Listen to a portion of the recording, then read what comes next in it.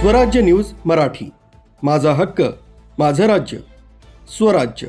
नाशिकमध्ये 10वीची परीक्षा देऊन बाहेर पडलेल्या विद्यार्थ्यांवर 10 ते 15 जणांच्या टोळक्यानं प्राणघातक हल्ला केल्याची धक्कादायक घटना समोर आलीय।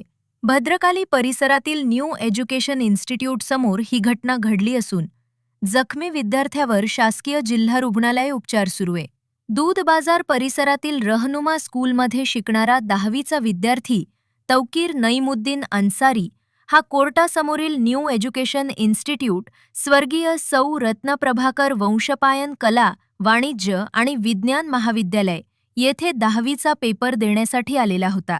पेपर संपल्यानंतर तो परीक्षा केंद्राबाहेर येताच अचानक 10 ते 15 जणांच्या टोळक्यानं त्याच्यावर हल्ला केला।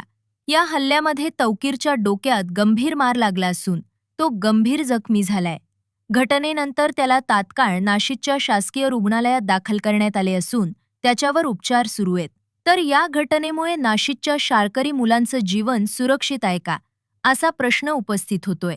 शहराच्या मध्यभागी असलेल्या परीक्षा केंद्राबाहेर अशी घटना घडल्यानं पालकांमध्ये भीतीचं वातावरण निर्माण झालेलं असून पोलीस या प्रकरणाचा अधिक तपास करत आहे। ब्युरो रिपोर्ट, स्वाती शेलार, स्वराज्य न्यूज मराठी, नाशिक।